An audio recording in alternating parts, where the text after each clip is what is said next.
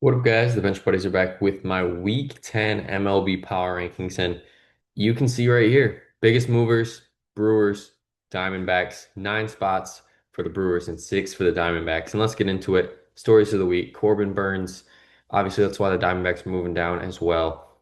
Could be done for the year. Arm injury. Who knows how long that's going to be, but it is not a good sign for them. Brewers currently on a 7-game winning streak. They're on fire. And then the Royals calling up top prospect Jack Caglione.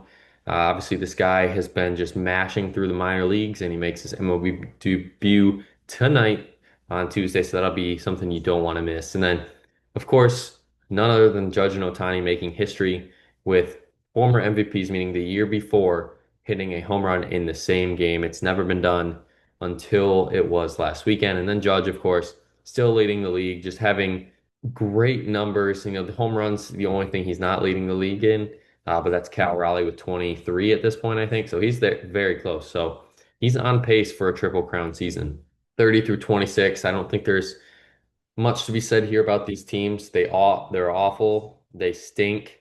And the A's are the only ones that I thought had some promise, but they went like 2 and 13. And then this 0 and 6 one, so probably 2 and 20 or 4 and 20, something like that, these last month or so. So it's not been good there. Because at one point they were around 500 and then just collapsed. White Sox are awful, but not as bad as the Rockies. And then the Pirates, feel bad for them. They have the pitching. This team just doesn't want to win. The owner doesn't want them to win. So Skeens, unfortunately, is going to probably waste another 3 or 4 years in a Pirates uniform. 21 through 25. Now, these teams are knocking on the door, but I don't think it's going to be too much. And I guess you could take the Orioles out of the knocking on the door question, kind of the Angels, just because they were close to 500 and then had a bad week. But Nationals, Braves, Reds, all in the National League, and National East is even crazy. I mean, exclude the Marlins, but the 4 teams are all right there. Nationals, Braves, obviously, step below the Mets and Phillies, but these teams are one good week away from being 500, and I can see it happening this week, especially for the Reds. I know the Brewers are hot right now, but the Cardinals are not. And if the Reds can somehow steal a series against the Brewers, I think they win that series against Arizona and get back to 500. 16 through 20. Here is Arizona falling 6 spots from 11 to 17 after their week. Loss at Pittsburgh at home, a loss at Washington against home, 2 teams that are in my rankings lower than you. And it's at home too. So these games are huge this early in the season. And I think we might look back at the end of May, beginning of June is kind of where the Diamondbacks season turns. And I think it's going to be for the worse because the Giants are good. The Dodgers are good, of course, and then the Padres are always good. So you got 3 teams there that are already ahead of the Diamondbacks moving forward if Burns is out significant time. And I don't like their chances here to get to the playoffs if the season ended today. Now, other teams talk about the American League. The Royals fall 4 spots after 2 series losses at home. Same goes for them. Should have beat Cincinnati. Then the Tigers game they won. They won 1-0, and then they lost 1-0 to Scooble. Shock or sorry, they beat Scooble on Saturday. Didn't score, but then they scored in the eighth and then won that way. And then the Red Sox and the Rangers kind of staying put here. Unfortunately, the Red Sox ran into a buzzsaw in the Brewers. Then they go into Atlanta and win that series, which was a good step forward. Get the Angels at home, and then they get the Yankees.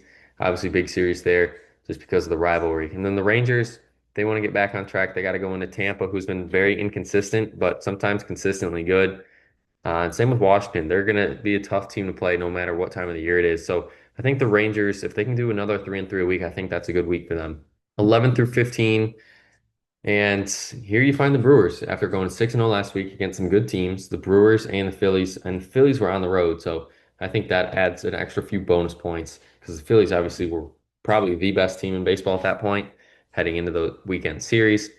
And what they've been able to do with pretty much unloading a few of their guys. Willie Adames obviously gone, but Joey Ortiz has been okay, serviceable. Same goes for the Blue Jays, I guess you could say. That 4-game series against the Athletics really helps them trending in the right direction, getting above 500 and 3 games above 500, not just one. Mariners, same old, just another week for them, 3-3, keeping pace above 500 in the playoff hunt. Rays and Twins, however, I put the Rays ahead of the Twins just because they beat them in the series, of course. But the Rays, like I said, they're very probably if there's an 81 and 81 team, it's going to be the Tampa Bay Rays this year. Let's be honest, they're always right around 500. Twins are starting to fall a little bit. Got out to a hot start after what, 13 in a row, 14 in a row. Now here they are slowly falling back down to 500. And honestly, I don't think it's going to be this week they get to 500, but it will be soon. 6 through 10, all these teams could be jumbled up. Even I'd say 1 through 7 could be any order you want if you don't look at the records. But Houston had a good week. Padres had a good week, and the Cubs had a really good week. Obviously, Cubs didn't really play too much competition, but they're on the road this week, and that matchup against Detroit in Detroit is going to be a series that is going to be circled on a lot of people's calendar.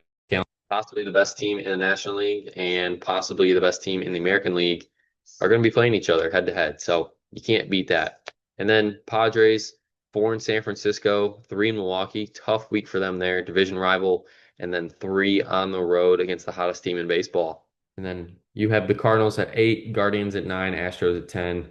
Cardinals, Guardians just did enough to get by this week. I mean, the Cardinals wasn't really impressive with their week.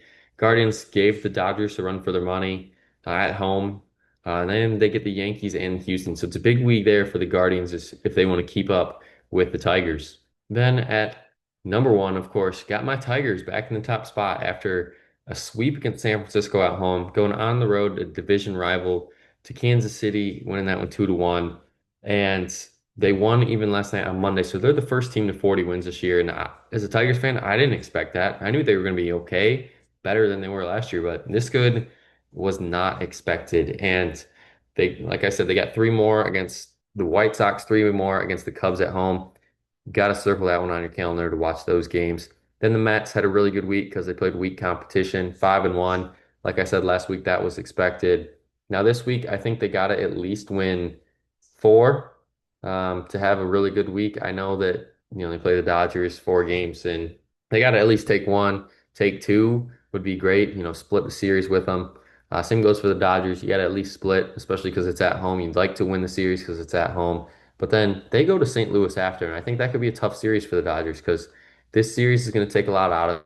They've played Cleveland, then they've played the Yankees, and then they play the Mets at home, and then go to St. Louis. It's a tough 2-week stretch for them. Yankees swept the Angels on the road in LA. Then they go to the other side of LA, face the Dodgers, lose that series, but that's why they're falling 2 spots, and they get Cleveland and Boston at home. Then the Phillies, I dropped them from 1 to 5 because, yeah, it was a great start to the week, but I thought they would at least take 1 from the Brewers. I get the Brewers are hot right now, but 2 and 4 when all these other teams go 4 and 2 or better, that's what you get when you're the number 1 team entering the week. And they get Toronto and Pittsburgh, so I think they can easily get back on track here. That's it for this week's video. Make sure you check back next week to see where your favorite team ranks. Till the next time, the Bench Buddies are out.